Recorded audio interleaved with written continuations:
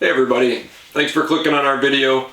In this video I'm going to show you a very simple camper van. This one's a little bit different than the last camper van we did.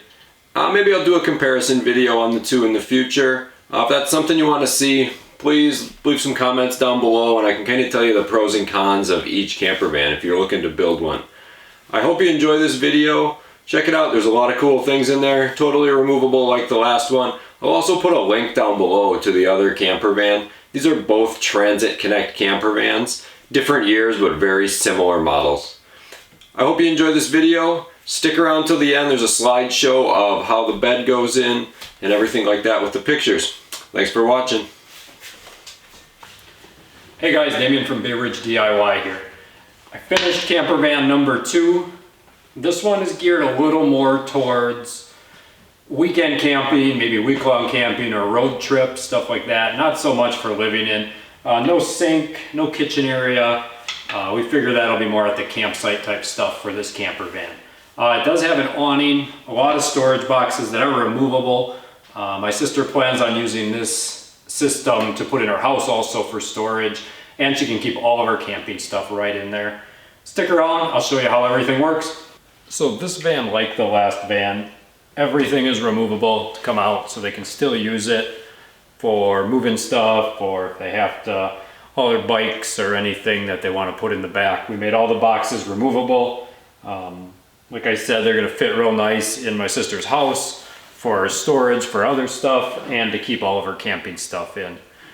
We have a system set in here with a T-track system that locks all the boxes into place so they don't slide around when you're moving. We use 2 layers of 1/2-inch Baltic birch to raise the floor up enough to get it flat and level.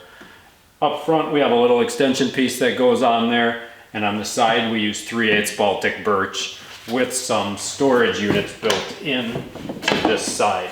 They have about a 1 foot deep section here by about 16 inches across. That'll allow for a little bit more permanent storage inside this camper van. Let me show you how these boxes fit in here. The T-track system we put in place allows for these boxes to go in a lot of different areas in here. You can switch the longer boxes to the front or the back, whichever stuff you have in where.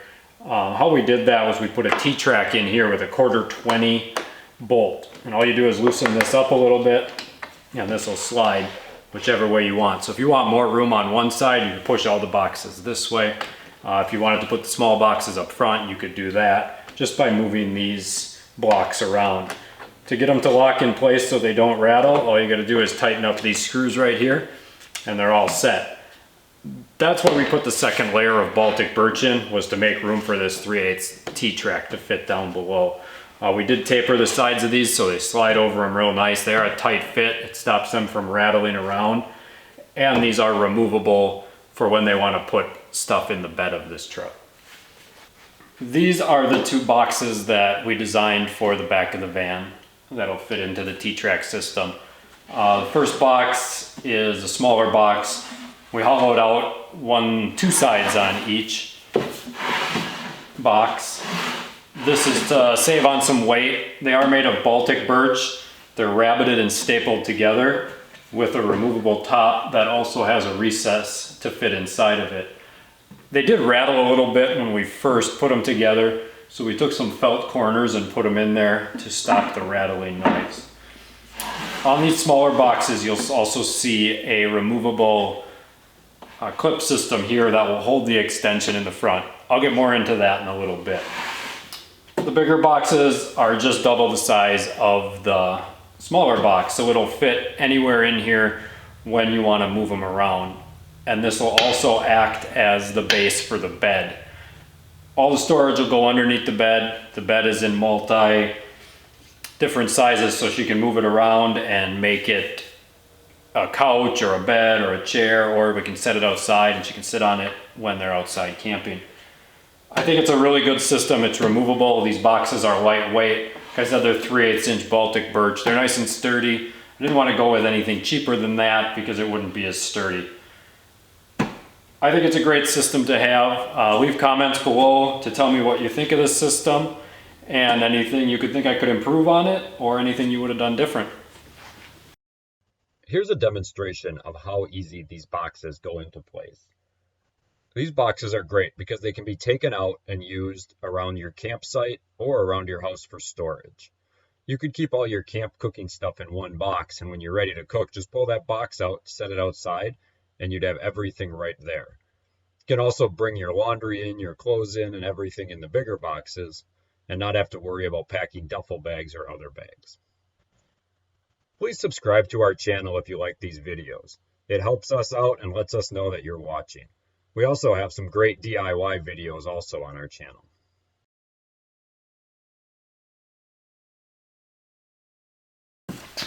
So this is the basic configuration that we came up with for putting the boxes in to make the bed.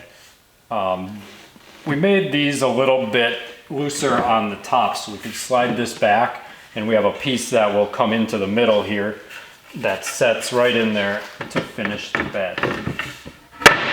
You could use that underside for storage. When it's not in there, you could use it for leg room for sitting in here. A lot of different stuff could go in there. I think it's a really good setup for this bed because it makes it so you can take everything out and either put your bed flat on the floor, or you can have all the boxes in here and put your bed on top of there. You can use these as seats for when you're not sleeping or it's raining out and you want to sit in here, read a book or watch a movie. I think it makes it very versatile in this configuration. So with this being a Transit Connect van, we don't have a ton of room for the bed. We have to use every space that we can really wisely. We didn't want to put anything permanent across the front of here because we needed the leg room down here for the desk. This is a fold-up desk, which I'll describe in a little bit. So we made this so it connects to these boxes and to a yoke up front here. This yoke is collapsible. This thing comes up, it goes down to make the floor extension when you need it, and it goes up to make the bed. This is held on by a couple wing nuts on each side, and this wing nut here just pulls the center support out of the way. It's shaped with the yoke style here so it can sit flat on the floor and still give you support for the floor so you can walk on it and step on it when it's in place.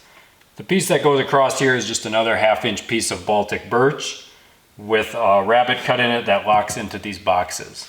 Let me show you how we do this.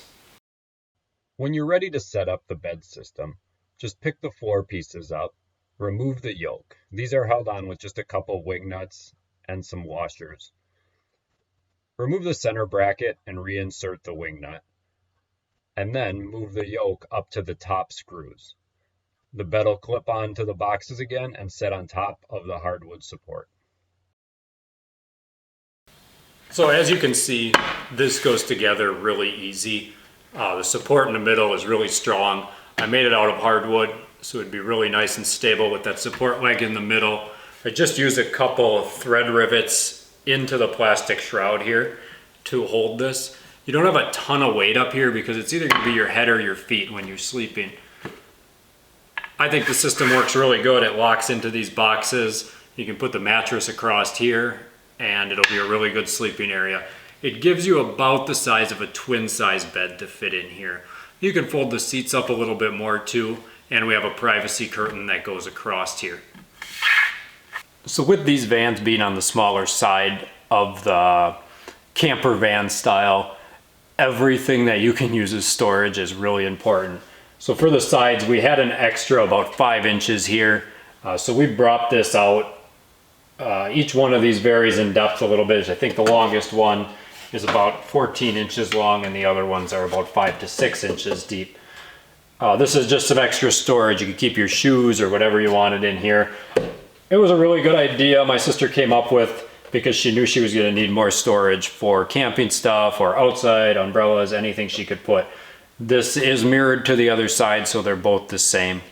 The other side did have some more electrical and stuff on it, so we opted to not put the top storage in. We just boxed that off so we didn't have to mess with any of the electrical. To block the side windows out, my sister came up with the idea of putting some oval slot pegboard hooks in. It's a really great system for hanging stuff. So like the last van, my sister does work from home or wherever home is that day. So she can be out camping as long as she has the internet or her computer, she can be working. So she did want a desk in here. We came up with the idea of mounting it to the back of the seat. We can still use this seat, it still flips up with the design that we made. We took a coffee table extension bracket and put it inside of a wooden box with a nice wooden top, and it folds up really nice. I'll also be making a YouTube video in the future on how to build this. You could use this just about anywhere in your camper van. If you had a bigger camper van, you could put this in the countertop, it could pull out and make a nice desk, or extend your bed or anything like that. I'll show you how these brackets work, and they're really cheap and affordable. You can pick them up for around 20 bucks for a pair. We thought a must-have on this van was going to be an awning. We found this awning on Amazon. I'll put a link down below. It was pretty inexpensive and does the job. It covers the side window very well, sets up really easy. It is nice to have two people to set this awning up, but you could definitely do it with one person and some patience. Thanks for watching this video. We have a really good time building this kind of stuff. We hope we give you some ideas and inspire you to make your own. Please subscribe to our channel. Check us out on Instagram @BayRidgeDIY also. Have a good one.